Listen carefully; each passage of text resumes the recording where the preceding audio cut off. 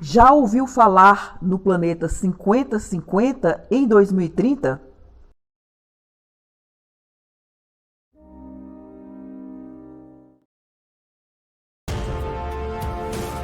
Hoje trataremos da problemática da igualdade de gênero. Olá, meu nome é Alice Zepp e a convite da doutora Ana Paula, que desde já eu agradeço, eu vim gravar um vídeo sobre minhas considerações sobre os direitos das mulheres. Eu não sou especialista nesse assunto. O pedido da doutora Ana Paula foi por conta das nossas conversas de alguns artigos que eu tenho lido e que me fizeram repensar algumas coisas acerca da igualdade de gênero, e eu gostaria de compartilhar com todos vocês. Iniciando pelo contexto histórico dos direitos das mulheres, as primeiras duas grandes figuras femininas que reivindicaram direitos iguais foram uma inglesa chamada Mary Wollstonecraft. Ela é conhecida como a mãe de Mary Shelley, que escreveu posteriormente Frankenstein. Ela foi muito importante na Inglaterra, no movimento feminista, podemos dizer assim, o movimento de igualdade de direitos, né?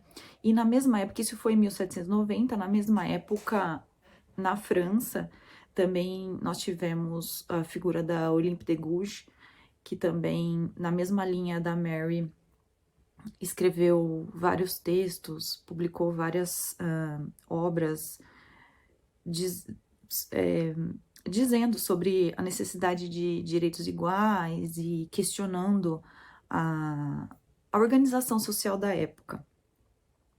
Basicamente, grosso modo, o que elas mais criticavam era o sistema de educação, que praticamente era voltado para o sexo masculino, né? As mulheres não tinham tanto acesso à educação.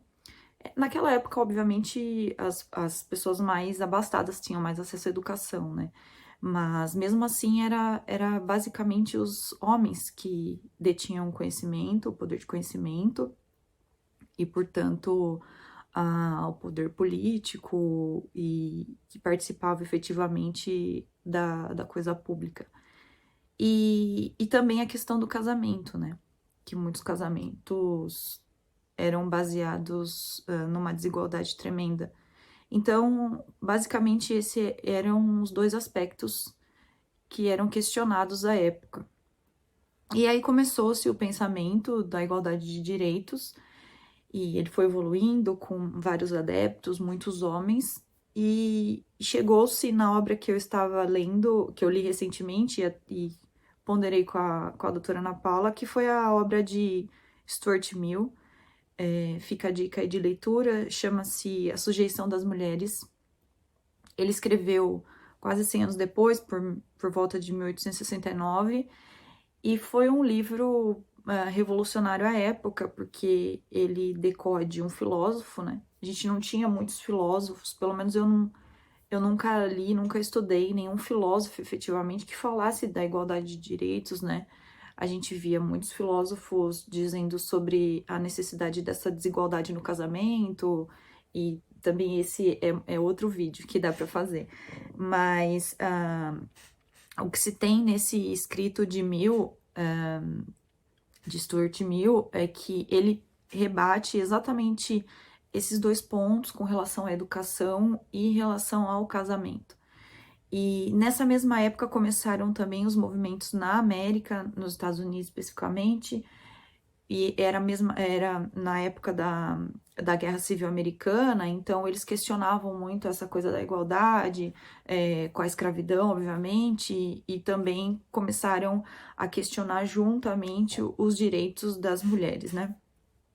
Então, esse movimento de 1850 para frente foi um movimento muito importante para a questão feminina, e que podemos dizer que a partir de então nós obtivemos muitos avanços com relação a isso, principalmente nos países em que a liberdade, a democracia, enfim, são regras de organização social. Enfim, então esse livro de Mill, de Stuart Mill, ele basicamente rebate o sistema de educação na Inglaterra da época e dizendo que o problema das mulheres. E nesse livro do Stuart Mill, que eu disse, que, ele apresenta as mesmas considerações, tanto da Mary quanto da Olympe e das que vieram posteriormente a elas. E ele basicamente ele rebate o sistema de educação na Inglaterra, em que era majoritariamente masculino, e rebate a questão do casamento também. Depois ele também, em outras obras, até escritas com a mulher dele, Harriet Taylor Mill, eles rebatem o sistema de voto, de direitos políticos. É uma obra muito legal, assim, para quem quer estudar o direito das mulheres e o movimento feminista pela visão de um filósofo mesmo, né?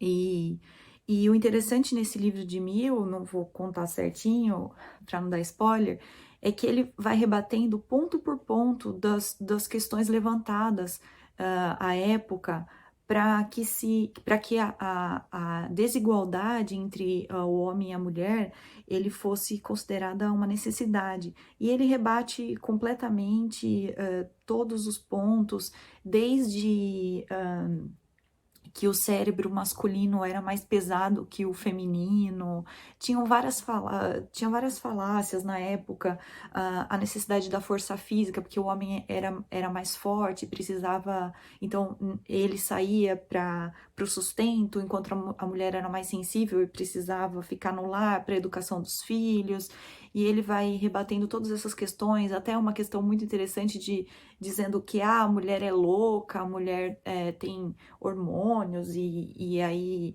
não consegue raciocinar, eventualmente num cargo de governo.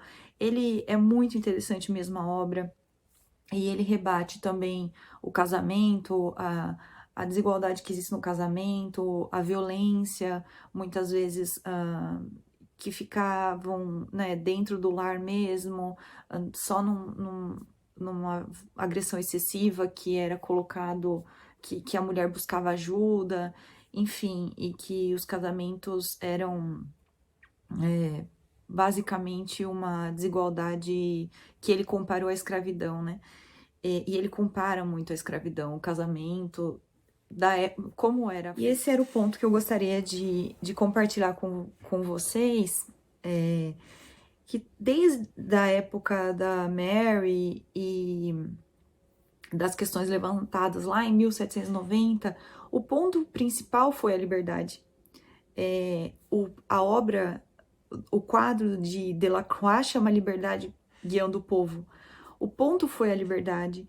E Mill, ele bate muito nesse ponto, que as mulheres, elas precisavam ter liberdade. Então, e para que elas tivessem essa liberdade, a liberdade era um fim. E para que elas tivessem essa liberdade, era necessário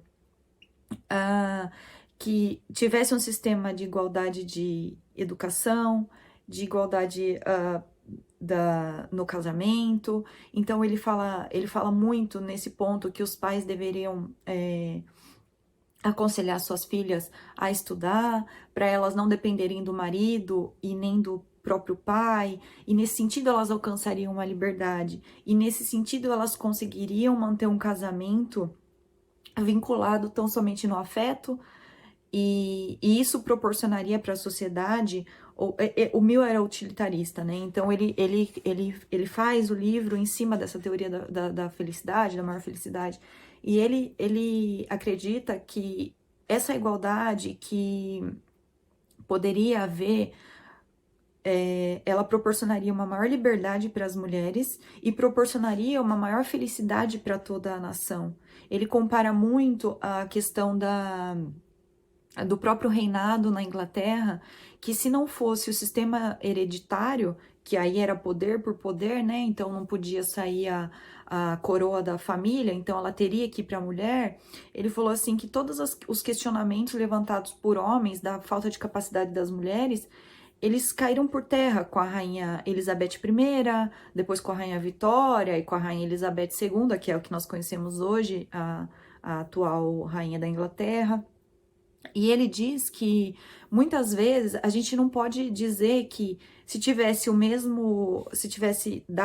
disponibilizado às mulheres a mesma educação desde o início dos pensamentos, a gente não pode dizer se existiria uma mulher comparada a Aristóteles, uma mulher comparada a Beethoven, a Mozart, a Leonardo da Vinci, mas a gente também não pode dizer que não, porque não foi disponibilizado para as mulheres a mesma educação. Então, ele bateu muito nessa questão da educação, como sistema de liberdade, como sistema de igualdade no casamento, e é muito, muito legal mesmo os apontamentos que ele faz, isso antes de qualquer obra feminista que a gente lê na atualidade, e é isso que eu gostaria de compartilhar com vocês, com os alunos da doutora Ana Paula. Fica a dica do livro, chama-se Sujeição das Mulheres, de John Stuart Mill. Dá para comprar em qualquer site aí de vendas de livro, ele não é caro, é uma obra fininha, é fácil de ler, muito interessante. E também, além da dica de leitura, gostaria de dizer que hoje nós vivemos num país em que a educação é proporcionada a todos, né? Infelizmente, nós temos alguns lugares em que a liberdade de expressão, a liberdade de educação ainda, as mulheres são bem oprimidas, mas acredito que isso vai mudar ainda. Mais especificamente no Brasil, nós temos um país em que a educação ela é disponibilizada tanto a homens quanto às mulheres. Se há ainda alguma desigualdade, uma desigualdade material, né? Não formal, porque nós temos a nossa Constituição, que assegura a nossa igualdade de voto, de participação política, de governança. Nós tivemos uma presidente, né? Sem entrar na questão da filosofia política, mas foi um grande marco.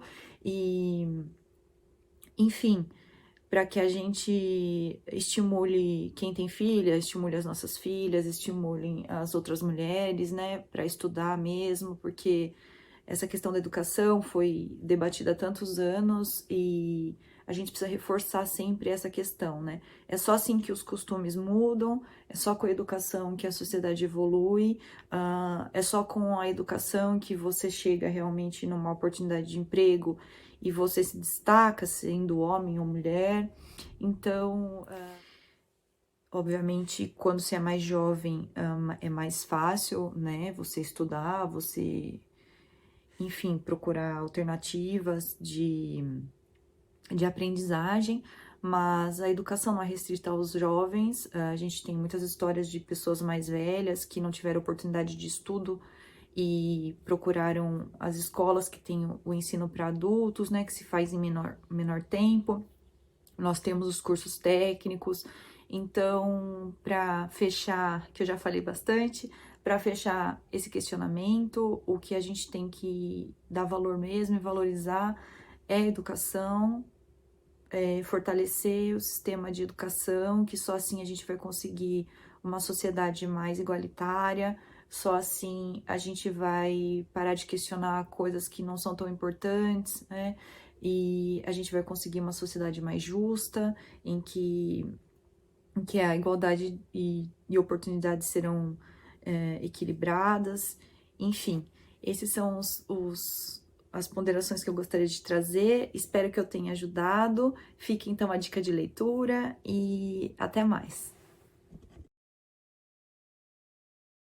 Em apoio à Agenda 2030, a ONU Mulheres lançou a iniciativa global por um planeta 50-50 em 2030.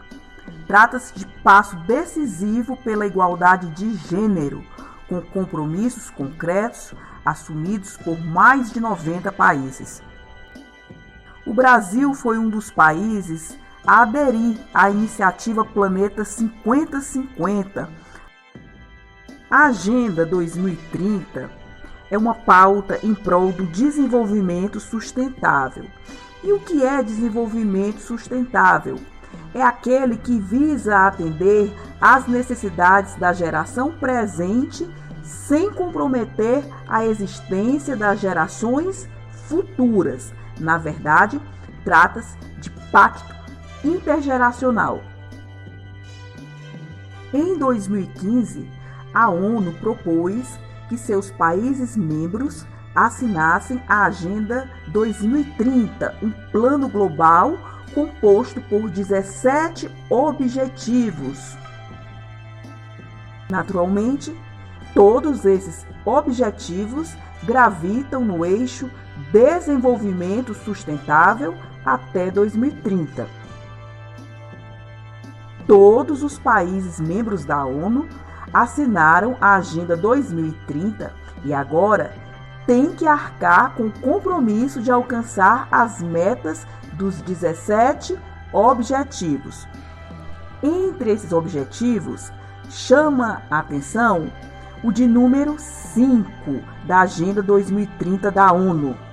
O objetivo 5 versa sobre igualdade de gênero nos seguintes termos, aspas, alcançar a igualdade de gênero e empoderar todas as mulheres e meninas.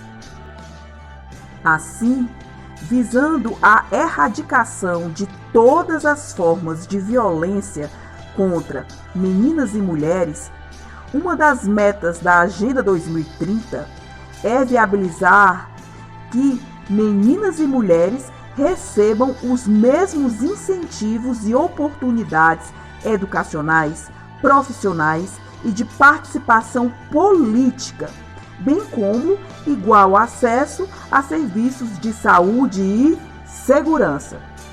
Entre os 17 objetivos, o de número 5 nos parece bastante urgente. E você, que pensa a respeito, deixa aqui seu comentário. Paz e bem, até a próxima!